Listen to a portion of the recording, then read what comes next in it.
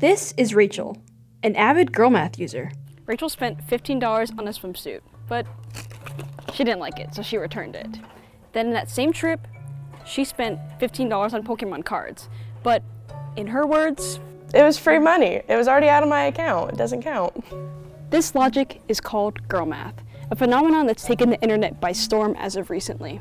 Don't believe me? We took it to the campus of Grandview University to find out. So, do you know what girl math is? Yeah. We've heard of it. Yeah? Yeah? Absolutely. I follow it to a T, yes. Yes. Yeah. To me, girl math would be, it's just rationalizing my irresponsible purchases. I use it when I go shopping or when I'm making choices. If I go to CJ's, that's free money. Let's give a direct example of this. Amazon's free because it's online shopping. If I'm not in person, it doesn't count.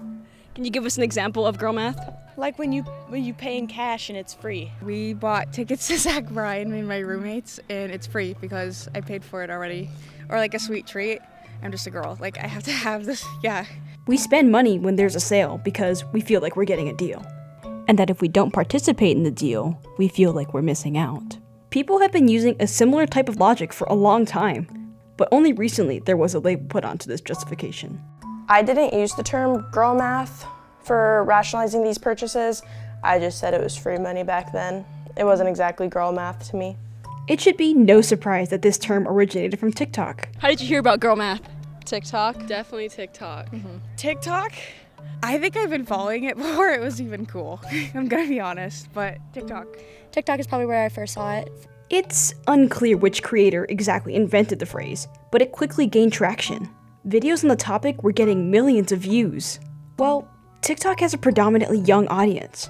49.1% of TikTok users in the US are Gen Y and Gen Z, which are ages 18 to 34. Companies and brands are aware of the large audience TikTok has, and they use that platform to get more sales. On TikTok, brands will send an influencer their product to show off in their normal content. That draws people in, right? Ridiculousness draws people in. But then people just want excuses to buy things as well. This makes it hard to pick apart what's an ad and what's genuine praise. All of these things lead overall to more shopping and consumption. Girl math is the most prominent in the online shopping scene. Nope, online shopping is just browsing, and if it's shipped to my house and it shows up, it's free. Ever since COVID, online shopping has exploded. Malls and in-person stores were closed. Naturally, as a result, people turned to predominantly online shopping. This has permanently changed the way that we consume and shop.